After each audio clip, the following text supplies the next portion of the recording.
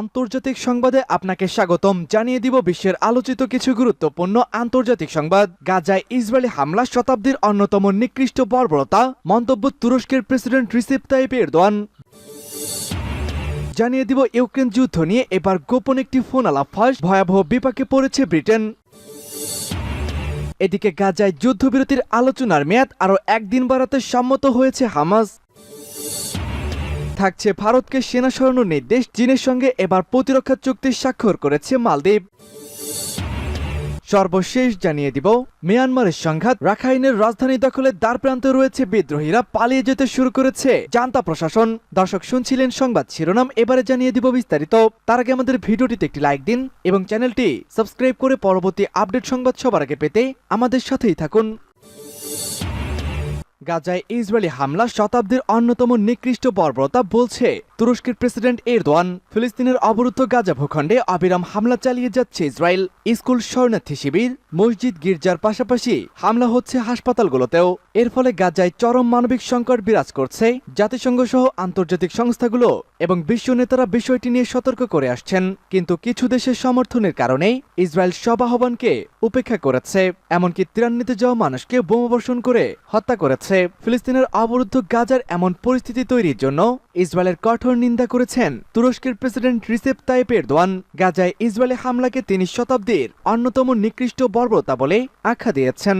Netanyahu সরকার ফিলিস্তিনিদের ওপর নির্লজ্জিত গণহত্যা চালাচ্ছে বলেও মন্তব্য করেছে তুর্কি নেতা। তুরস্কের রাজধানী আঙ্কারায় ফিলিস্তিনি প্রেসিডেন্ট মোহাম্মদ আব্বাসের সঙ্গে সাক্ষাতে এক যৌথ সম্মেলনে এসব কথা বলেছেন তিনি। তুরস্কের রাষ্ট্রীয় বার্তা সংস্থা আনাদোলু বুধবার এক প্রতিবেদনে এই খবর দিয়েছে। প্রতিবেদনে বলা হয়েছে, প্রেসিডেন্ট এরদোয়ান মঙ্গলবার ফিলিস্তিনিদের বিরুদ্ধে ইসরায়েলের চলমান বর্বরতার বিরুদ্ধে আবারও নিন্দা জানিয়েছেন। যৌথ সংবাদ সম্মেলনে তিনি বলেন, গত 151 দিন ধরে আমরা গত শতাব্দীর সবচেয়ে বড় বর্বরতার সাক্ষী হয়েছি। ফিলিস্তিনের বিরুদ্ধে নির্লজ্জ গণহত্যা চালানোর জন্য ইসরায়েলের প্রধানমন্ত্রী বেনিয়ামিন নেতানিয়াহু সরকারকে অভিযুক্ত করে প্রেসিডেন্ট এরদোয়ান বলেন, ফিলিস্তিনের উপর এই বর্বরতা পশ্চিমা শক্তির সীমাহীন সমর্থনের কারণেই ঘটেছে। তুর্কি নেতা জোর দিয়ে বলেন, নেতানিয়াহু এবং হত্যাকাণ্ডে তার সহযোগীদের অবশ্যই আইন ও জনসাধারণের বিবেকের সামনে প্রতি ফোঁটা রক্তের জন্য জবাবদিহি করতে হবে।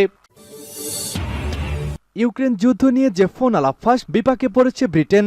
2022 সালের 24 ফেব্রুয়ারি সাবেক সোভিয়েত ইউনিয়নের দেশ ইউক্রেনে বিশেষ সামরিক অভিযান শুরু করে বিশ্বের দ্বিতীয় বৃহত্তম পরাশক্তি রাশিয়া। এরপর ইউক্রেনের পক্ষ নিয়ে দেশটিকে অস্ত্র সরবরাহ করে আসছে মার্কিন যুক্তরাষ্ট্র ও ব্রিটেন সহ পশ্চিমা দেশগুলো। তবে যুদ্ধক্ষেত্রে সরাসরি অংশ নেওয়ার বিষয়টি তারা সবসময় অস্বীকার করে আসছিলেন, কিন্তু 38 মিনিটের একটি ফোন আলাপ ফাঁসে চরম বিপাকে পড়েছে ব্রিটেন। জার্মানির বিমান বাহিনীর সদস্যদের মধ্যে কথোপকথনের সেই অডিও সম্প্রতি ফাঁস করে দিয়েছে এক রুশ সংবাদ চ্যানেলের সম্পাদক। ওই অডিও প্রকাশ্যে আসার পর জানা গেছে, রাশিয়ার সঙ্গে ইউক্রেনের যুদ্ধ প্রত্যক্ষভাবে ইউক্রেনীয় সামরিক বাহিনীকে সাহায্য করে আসছে ব্রিটেনের সেনাবাহিনী। এই তথ্য সামনে আসার পরই পশ্চিম ইউরোপের দেশগুলোর দিকে ফের আঙুল তুলেছে মস্কো। গাজায় যুদ্ধবিরতির আলোচনার মেয়াদ একদিন বাড়াতে সম্মত হয়েছে হামাস। মিশরের কায়রোতে অনুষ্ঠিত ইসরায়েলের সঙ্গে হামাসের যুদ্ধবিরতি চুক্তির আলোচনার মেয়াদ আরও একদিন বাড়ানো হয়েছে। মধ্যস্থতাকারীদের অনুরোধে আরও একদিনের জন্য কায়রোতে থাকবেন হামাস প্রতিনিধি দল। মঙ্গলবার হামাসের এক কর্মকর্তা রয়টার্সকে এই তথ্য জানিয়েছেন। যদিও এ ঘোষণার কিছুক্ষণ আগেই হামাসের এক জ্যেষ্ঠ নেতা বাসিম নাসিম বলেছেন, যুদ্ধবিরতির আলোচনা ভেস্তে গিয়েছে, কারণ ইসরায়েল তাদের শর্ত মেনে নিচ্ছে না। কিন্তু এর কিছুক্ষণ পরই রয়টার্সকে হামাসের কর্মকর্তারা জানান, যুদ্ধবিরতির বিষয়ে আরও আলোচনার জন্য মঙ্গলবার প্রতিনিধি দলটি কায়রোতে থাকবে। হামাসের কাহিরা টেলিভিশন আলোচনার মেয়াদ বাড়ানোর বিষয়টি নিশ্চিত করেছেন, তবে মধ্যস্থতাকারীরা নানাবিধ জটিলতার মুখোমুখি হচ্ছেন বলেও উল্লেখ করেছেন তারা। কাতার ও মিশরের মধ্যস্থতায় রোববার কায়রোতে শুরু হয়েছে গাজায় যুদ্ধবিরতির আলোচনা। এই আলোচনাকে গাজায় প্রথমবারের মতো বর্ধিত একটি যুদ্ধবিরতির প্রচেষ্টা হিসাবে দেখা হচ্ছিল। এই প্রস্তাবের আওতায় একটি 40 দিনের যুদ্ধবিরতির বিনিময়ে কয়েক ডজন জিম্মিকে মুক্তি দেওয়ার শর্ত উল্লেখ করা হয়। এছাড়া এতে মানবসৃষ্ট দুর্ভিক্ষ রুখতেই রমজান শুরুর আগেই গাজায় সাহায্য পাঠানোর প্রস্তাব দেওয়া হয়। এর আগে রয়টার্সকে হামাসের জ্যেষ্ঠ কর্মকর্তা বাসেম নাইম বলেছেন, দুদিনের আলোচনার সময় মধ্যস্থতাকারীদের কাছে একটি যুদ্ধবিরতির প্রস্তাব পেশ করা হয়। তারা এখন ওই আলোচনায় অংশ না নেওয়া ইসরায়েলিদের প্রতিক্রিয়ার অপেক্ষা করছে। ভারতকে সেনা সরানোর নির্দেশ চীনের সঙ্গে প্রতিরক্ষা চুক্তি স্বাক্ষর মালদ্বীপের বুক থেকে ভারতীয় সেনাকে সরিয়ে যাওয়ার বার্তা দিয়ে এবার দেশটি চীনের থেকে বিনামূল্যে সামরিক সহায়তামূলক চুক্তিতে স্বাক্ষর করেছে। মালদ্বীপের ডানপন্থী কূটনৈতিক বহুদিন ধরেই দিল্লির ক্যান্সার হয়েছিল। এরপর সদ্য জিনপিং মসজিদের এই দ্বিপাক্ষীয় চুক্তি দক্ষিণ এশিয়ার কূটনীতিতে বেশ তাৎপর্য বয়ে এনেছে।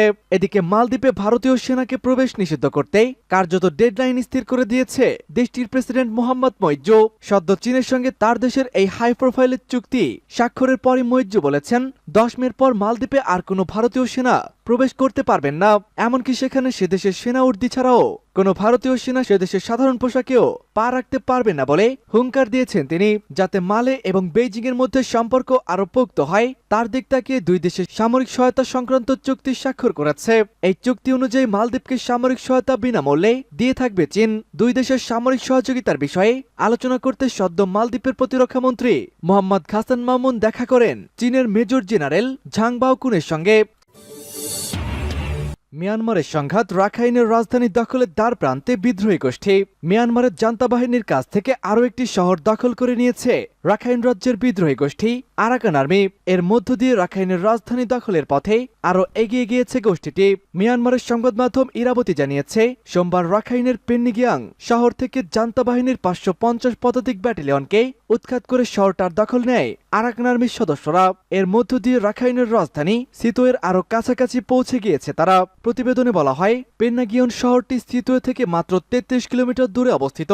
এই মুহূর্তে আরাকান আর্মির রাজধানী সিতোয়েকে চারদিক থেকে ঘিরে ফেলেছে। আরাকান আর্মির পক্ষ থেকে বলা হয়েছে পেন্নাগিয়ং শহরের দখল নিয়ে লড়াইয়ের সময় জান্তা বাহিনীর যুদ্ধ বিমান ও স্থলযুদ্ধযান থেকে ব্যাপক গোলাবর্ষণ শুরু করেছে, কিন্তু তারপরেও তারা শহরটি রক্ষা করতে পুরোপুরি ব্যর্থ। গোষ্ঠীটি আরও দাবি করেছে পেন্নাগিয়নের পতনের পর জান্তা বাহিনীর যুদ্ধ বিমান শহরটির সঙ্গে রতিডংয়ের সংযোগ সেতু জাইতাইপিন বোমা মেরে উড়িয়ে দেন। গত বছরের নভেম্বরে জান্তা বিরোধী অভিযান শুরু করার পর আরাকান আর্মি এখন পর্যন্ত রাখাইন ও চীন রাজ্যের মোট 8টি শহর দখলে নিয়েছে।